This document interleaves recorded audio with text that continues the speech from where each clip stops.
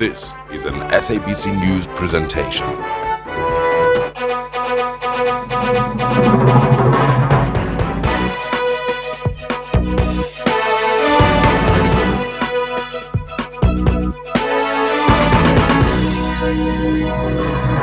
Good morning and a warm welcome to today's View from the House. My name is Mkokeli Tanda. In our program today, we talk to Zubaida Sheikh, manager of the Parliamentary Millennium Program, about a report on the experiences of marginalized women in the 18-year-old South African democracy. We also talk to the Minister of Trade and Industry, Dr. Rob Davies, about the state of South Africa's international trade and industry and the impact of the global economic situation in economy. We go to our first item. Trade and Industry Minister Rob Davies is currently in Japan for yet another round of trade talks. But he spoke to us before he left and also told us what the Japan visit was all about. But in our first question to Dr. Davies, we asked him about his assessment of the impact of the global economic crisis on South Africa's international trade relations and the country's manufacturing industry. We pick up on his first response. Well, I think the biggest impact is that our trade relations with Europe have remained fairly flat. In fact, in no European Union country have we recovered the level of trade that we had in 2008. The best is Germany, where our total trade last year was 120 billion rand, and that compares with 128 billion in 2008. In other cases, many other cases, it's still far below where it was in 2008. And in some of the countries that are most severely affected by the crisis, we actually saw a decline last year. And the significance of that is that Europe has been a taker of a significant part of our value-added exports. So it's had that effect on us. Are there areas of performance that you are specifically proud of, like the motor manufacturing industry? Well, I think what we've done over the last 3 years, and in the budget vote debates we gave a 3-year report, is that we have laid foundations for a recovery of manufacturing, and we have seen some successes in our programs. I think the automotive investments have been one. We've seen strengthened performance by our automotive manufacturers, but also some important decisions that have added to job creation, including increased localization of components, and there's still work going on around that. But we have, I think, laid the basis for a successful transition from the motor industry development program to the automotive production development program, which will kick in next year. So that's one area of success. But another has been in a rather surprising area, which is clothing and textiles, which has bled very severely in terms of job losses over the years.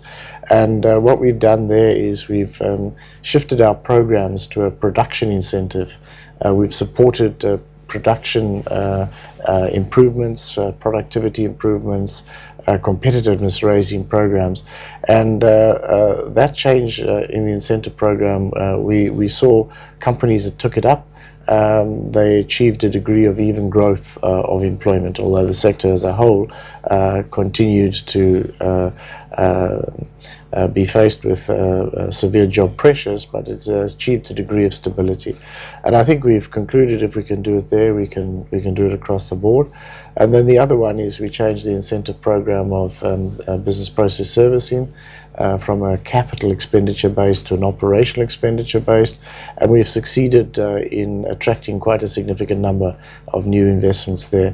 We've also had successes in other areas. We've had some quite important investments in agro-processing, for example, and so on. But all of this is taking place against the background of a manufacturing sector which is still very, very fragile and which we're well aware of. Minister, the rand has taken a knock. What impact does a weaker rand have on our manufacturing industry and in our exports? Well, I think our currency is very, very volatile at the moment. So at the moment, it's volatile around optimism or pessimism about the European Union crisis. So what's happened is that there's a degree of pessimism about European Union. resolving its crisis, and I think that we have seen the rand weakening along with the euro. Now, what this does mean is it means that our manufacturers and our exporters are in a slightly better position, but this is nothing that's certain. It can change very, very quickly, and I think what we've said is we need a less volatile and more competitive currency. So the challenges that we have there, I think, remain. Minister, your department is committed to the government's new growth path of creating 5 million jobs by 2020. You are halfway through your first term. What progress can you report to the nation? Well, I think that we can report as a whole that there actually has been a job creation, a net job creation in the last year. But this job creation we envisaged would be fairly modest against the target in the first year, and that it would have to then increase in each subsequent year to meet the target. So I think we are broadly on target given those parameters, but unemployment remains a critical challenge, and as I said earlier on, we remain convinced that we will not be able to achieve our job creation targets unless we boost our productive sectors, and manufacturing among them, and the manufacturing sector making some progress, but huge challenges remain. But what targets do you have set yourself for this year? Well, the overall targets are that we were supposed to create 250,000 new jobs in the first year, and then it was supposed to rise to around about 300 and something thousand this year. So I think that we are on track so far, but eventually we're going to have to create a significant number more jobs, 500,000 jobs a year by the end of the period. Yeah. Often jobs in this sector requires an amount of skills. Does South Africa have the necessary skills? Well, that's one of our major challenges. Let me just emphasize that when I was talking about the numbers as a job creation across the economy, not just in manufacturing. But indeed, skills development is one of our biggest medium-term blockages. And I think we've taken a number of steps. There's an important amount of work that's been done by the Ministry of Higher Education and Training. But also there's social accords, which are saying that manufacturers, among others, should be training more people than they need, and Labour would recognise those people as trainees and not employees. We've been supporting that. We've been telling investors across the world that they need to come to the table with a skills development plan.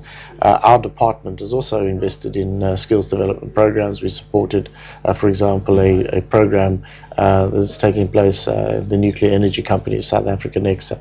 So we've been doing our bit as well.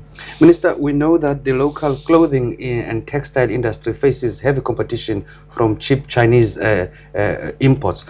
What has been the spin-off so far of the clothing and textile competitiveness improvement program? Well, it's not just one place. There's a number of low-cost clothing manufacturers around the world. What we've done is we've provided certainty about the tariff environment. We've tried to step up our efforts to combat illegal imports. I don't think we made all the progress that we should have made, but I think we have made some.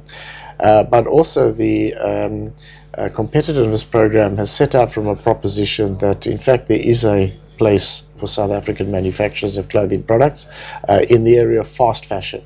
It takes something like 4 weeks to get clothing products coming from elsewhere. Our support program has gone along with, I think, an improved environment of discussions between manufacturers and retailers. Some important retailers have come to the party, and I think that we're seeing a number of manufacturers positioning themselves around this fast fashion, and that, I think, is yielding some important positive results. Minister, we are running out of time. Just how competitive are we in our manufacturing sector Can we ever beat, for instance, the Chinese? Well, I think that what we need to do is we need to constantly improve our competitiveness. And our manufacturing competitiveness enhancement program is designed to encourage manufacturers, even if they think the environment is still challenging, which we acknowledge it is, to go ahead and make those investments, improve competitiveness, because in the end of the day, that is the only way that we're going to succeed. Finally, Minister, you are on your way to the Far East. Can you give us some more detail on your visit to Japan?